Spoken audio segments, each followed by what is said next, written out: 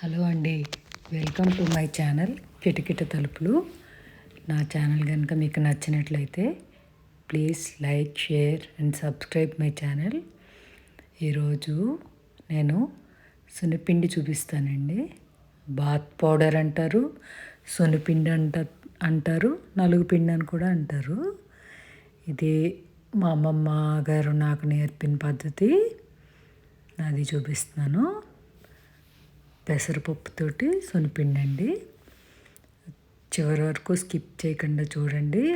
రెండు విధాలుగా చూపిస్తాను. కొందరు శనగపిండితో చేస్తారు, కొందరు పెసరపప్పుతో చేస్తారు.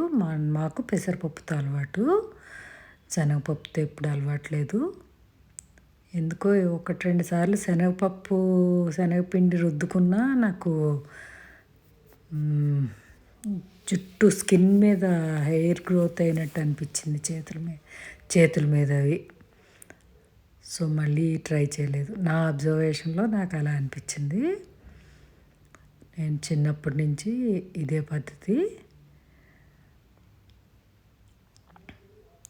దానిలో మధ్యలో ఈ పువ్వులతో కూడా అలవాటు చేసుకున్నాను.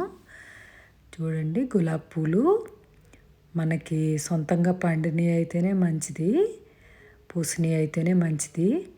బయట రోజెస్ కొంచెం మందులు అవి కొడతారు కదా, అంత మంచిది కాదు.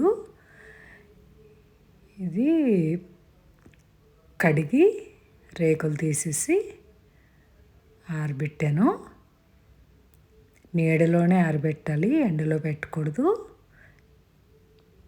ఇలా పూర్తిగా డ్రై అయ్యే వరకు నీళ్ళలోనే ఆరబెట్టుకోవాలి. తర్వాత మిక్సీలో వేసి పౌడర్ చేసి ఉంచుకున్నాను. చాలామందికి పువ్వులలో ఉండి పుప్పొడి వలన కూడా ఎలర్జీస్ ఉంటాయి. సో అందరికీ సూట్ అవ్వకపోవచ్చు, చూసుకుని వాడుకోవాలి.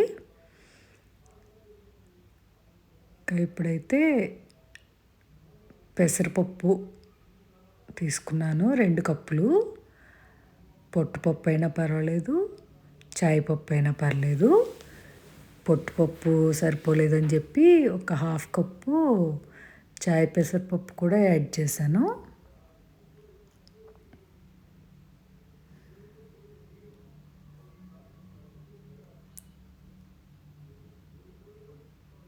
ఏది తీసుకున్నా పర్వాలేదు.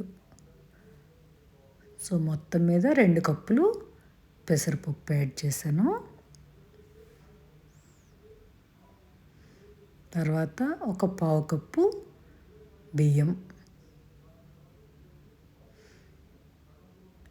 మస్ట్ అండి, కొద్దిగా వేయాలి. ఇది బాగా కలిపి బాగా ఎండలో పెట్టుకోవాలి. 1 గంటన్నా ఎండలో పెట్టుకుంటే బాగుంటుంది. ఎండలో పెట్టిన తర్వాత అది మిక్సీలో వేసి మెత్తగా పౌడర్ చేసుకోవాలి. జల్లెడలో మెత్తగా ఉండి రేకు పెట్టుకుని జల్లించుకోవాలి. జల్లించుకోవటం కూడా కంపల్సరీ జల్లించుకోవాలి. జల్లించుకుని మళ్ళీ ఆ మొరల్లో మిగతా పప్పు కూడా వేసి మొత్తం గ్రైండ్ అయిపోద్ది. చివరి వరకు కూడా జల్లించేసుకోండి.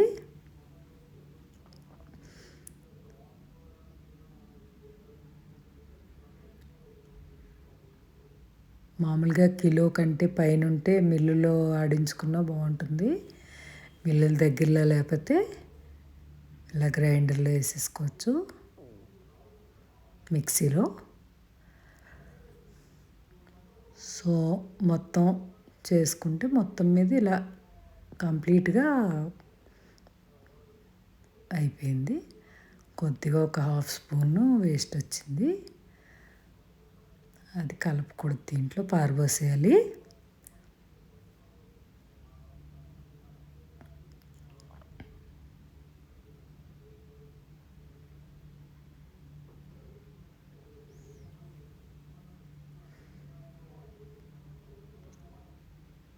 ఇప్పుడు ఆరబెట్టుకున్న గులాబీ పూలు నేను ఆరబెట్టి నెల రోజుల పైనే అయింది. ఆ పౌడర్ స్టోర్ చేసుకున్నాను. సున్నిపిండి చేసుకున్నప్పుడు అది కొద్ది కొద్దిగా కలుపుకుంటాను అనమాట. కొంచెం గులాబీ రేకుల పొడి మురంగా ఉంది కాబట్టి అది ఒకసారి జల్లించుకున్నాను.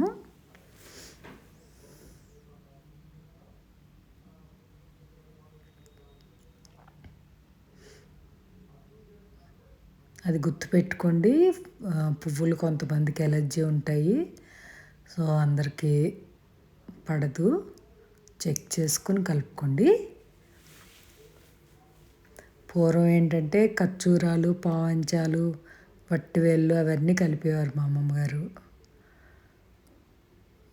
ఇప్పుడు ఇంకా సిటీలో అవి ఎక్కడ దొరుకుతాయో తెలియక ఇంకెలా రోజెస్ ఈ పౌడర్ అలవాటు చేసుకున్నాను. వట్టివేళ్ళు కూడా చాలా బాగుంటాయి. అంటే హోల్సేల్ మార్కెట్స్కి వెళ్తే దొరుకుతాయి బహుశా. కానీ నేను ఇంక ఈ రోజెస్ వేస్తే బాగుంటుందని ఇదే కంటిన్యూ చేస్తున్నాను.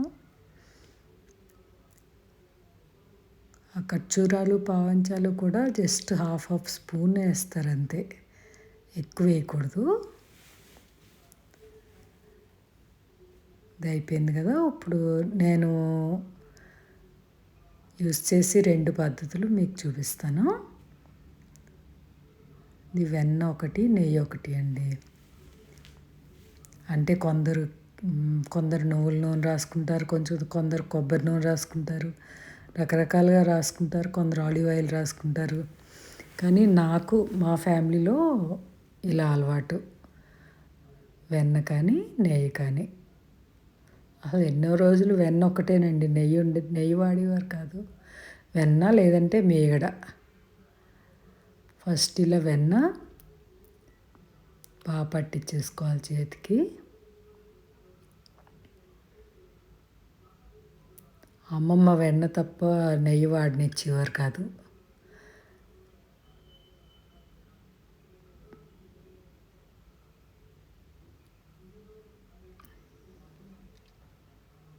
బాత్రూంలో కంపల్సరీ ఒక బౌల్ వెన్న, ఒక బౌల్ సున్నిపిండి, ఒక బౌల్ కుంకుడుకాయలు, ఒక బౌల్లో పసుపు అన్నీ పెట్టేసి ఉండే ఎప్పుడు అమ్మమ్మ గారింట్లో.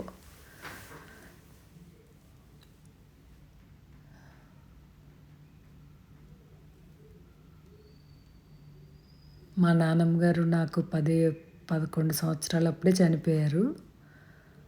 సో చిన్నప్పటి నుంచి దాని గురించి ఇంక మాకు అమ్మమ్మ గారి ఇల్లే అలవాటు. సో ఇలా పిండిని నీళ్ళలో కలుపుకుని వెన్న రాసిన చేతి మీద ఇలా రాసుకోవాలి.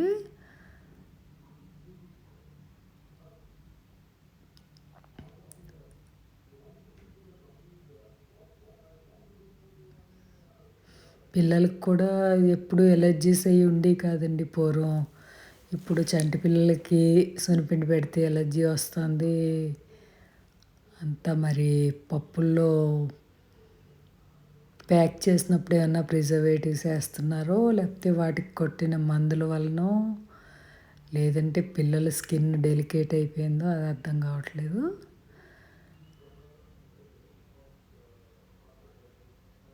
మేము మా పిల్లలకి రాసినప్పుడు ఎప్పుడు ఎలర్జీ అది ఎప్పుడు చూడలేదండి. ఇది ఒకసారి ఆరిన తర్వాత మళ్ళీ ఇలా పాముకుంటూ ఉండాలి. నలుగొచ్చే వరకు బాగా రబ్ చేసుకోవాలి. ఎంత రబ్ చేస్తే అంత వెన్న స్కిన్లోకి ఇంకి షైనింగ్ వస్తుంది. ప్లస్ డెడ్ స్కిన్ పోతుంది, బ్లడ్ సర్క్యులేషన్ కూడా బాగా అవుతుంది.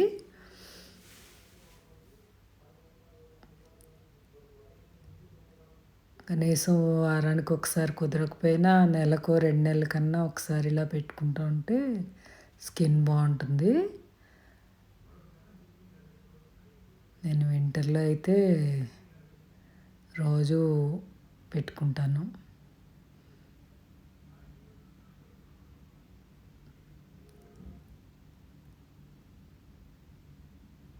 అసలు ఈ మధ్యన సబ్బు వాడటం మొదలెట్టానండి.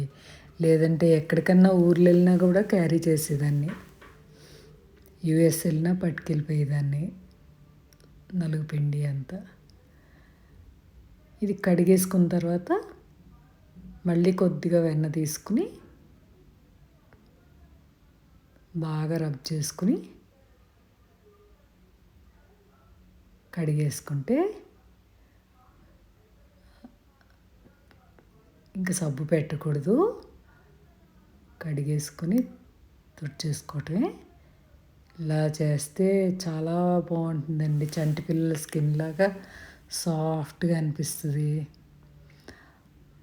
మా అమ్మమ్మ గారి పిల్లలకి అలాగే పెట్టేవారు, మమ్మల్ని కూడా అలాగే పెట్టుకోమనేవారు.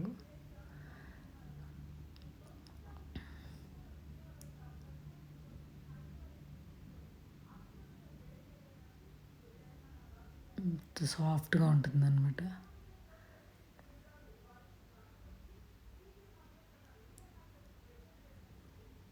తర్వాత ఇది ఇప్పుడు నేను వాడే పద్ధతి చూపిస్తున్నాను. ఆ పిండిలో నెయ్యి కరగబెట్టి ఇలా కలుపుకోవాలి. పెళ్ళయి అత్తారింటికి మొదట్లో కొత్తలో 1 సంవత్సరం 2 సంవత్సరాలు ఏమన్నా అడగాలన్నా భయపడతాం. వాళ్ళు ఏమనకపోయినా ఏమన్నా అడిగి తీసుకోవాలంటే భయం అలా ఉంటుంది అప్పట్లో, మా రోజుల్లో. మా అమ్మమ్మ గారు ఏంటంటే ఇది కలిపి బాక్స్లో పెట్టి ఇచ్చేసేవారు అనమాట. నీకు సబ్బు ఇష్టం ఉండదు కదా, వాడుకో అని చెప్పి. అది నేను ప్లేట్లో వేసుకుని వాడుకునేదాన్ని. అప్పటి నుంచి నాకు ఇలా అలవాటైంది. సో ఇప్పటికీ ఇది కంటిన్యూ చేస్తున్నాను. ఇలా అయితే నెయ్యి కూడా రోజు ఈక్వల్గా ఉంటుంది. ప్లస్ సున్నిపిండి పాడవటం, నిలవ పుచ్చిపోవటం అవి కూడా ఉండదు. కలిపి ఉంచుకున్న పిండి అయితే సంవత్సరం వరకు బాగానే ఉంటుంది. 2 కిలోలు పెసరపప్పు ఆడిచ్చి ఇలా నెయ్యి కలిపి పెట్టేసుకుంటే చాలా రోజులు వచ్చేస్తుంది అనమాట.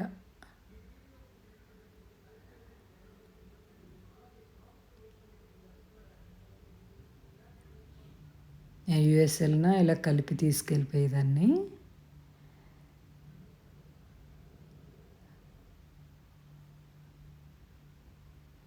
కంపల్సరీ కూడా క్యారీ చేసేదాన్ని.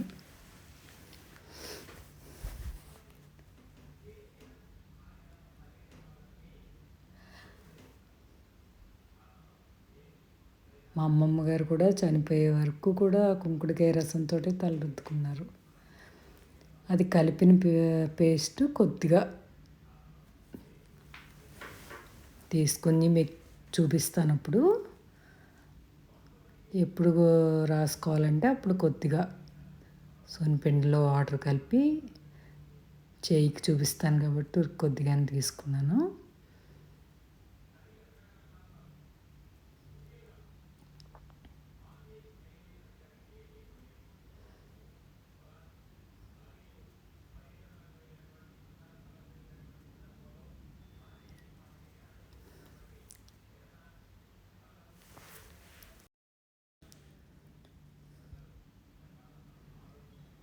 ఇలా పేస్ట్లో కలుపుకుని పట్టించేయాలి. పట్టించి 2 మినిట్స్ ఉంటే ఆరుతుంది. కొంచెం ఆరిన తర్వాత బాగా రబ్ చేస్తే నలుగులో వచ్చేస్తుంది.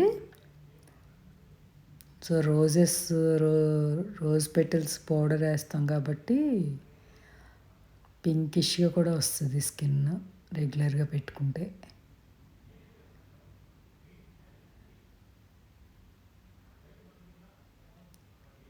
కొన్న గులాబీ పూలు వద్దండి, వాడకూడదు. పెస్టిసైడ్స్ ఎక్కువ కొడతారు రోజెస్కి, మంచిది కాదు స్కిన్కి. ఎంత రబ్ చేస్తే అంత బ్లడ్ సర్క్యులేషన్ బాగా అవుతుందండి.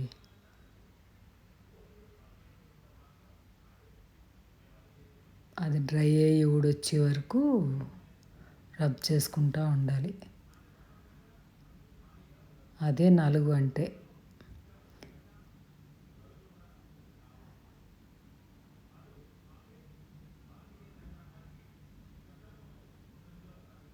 డెడ్ స్కిన్ అంతా ఊడిపోతుంది.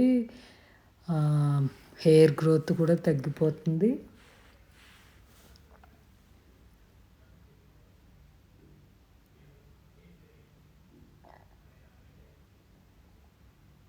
లైఫ్‌లో ఎప్పుడూ వ్యాక్స్ చేయించుకోలేదండి చేతులకి.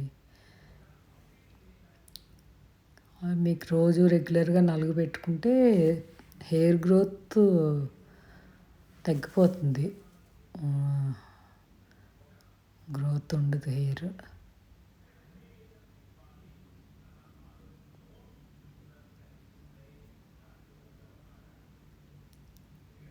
కనీసం నెలకొకసారన్నా టైం చూసుకొని చేసుకుంటే మంచిది స్కిన్‌కి.